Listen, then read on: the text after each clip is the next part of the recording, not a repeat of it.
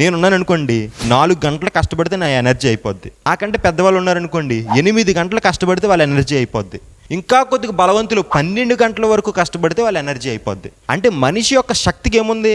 Limit ఉంది. దేవుడి శక్తికి లిమిట్ ఉందా? లేదు కదా. అనంత శక్తి కలిగినటువంటి వ్యక్తి ఎవరు? దేవుడు. దేవుడు అంటేనే అనంత శక్తి. మరి అనంత శక్తి కలిగినటువంటి దేవునికి విశ్రమించాల్సినటువంటి అవసరం ఏంటి? ఇక్కడే మనం జాగ్రత్తగా ఆలోచిస్తే దేవుని యొక్క కష్టం, దేవుని యొక్క ప్రేమ మనకు అర్థమవుతుందండి. నిజమండి.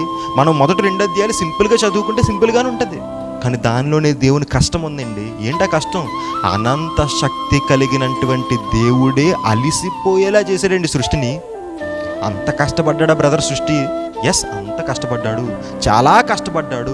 ఒక పువ్వుని చేయాలంటే చాలా ఆలోచించాడు, ఒక చెట్టుని చేయాలంటే చాలా ఆలోచించాడు, ఒక వృక్షాన్ని చేయాలంటే చాలా ఆలోచించాడు, ఒక పండును కూడా చేయాలంటే చాలా ఆలోచించాడండి. ఆలోచించి దానికి డిజైన్ మేక్ చేసి ఎంతో కష్టపడి సృష్టిని చేశాడు.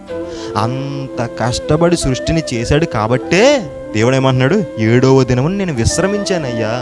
అనంత శక్తి కలిగిన దేవునికి నాకే అలసట వచ్చిందంటే నీ కొరకు అంత కష్టపడ్డాను అని చెప్తున్నాడండి దేవుడు.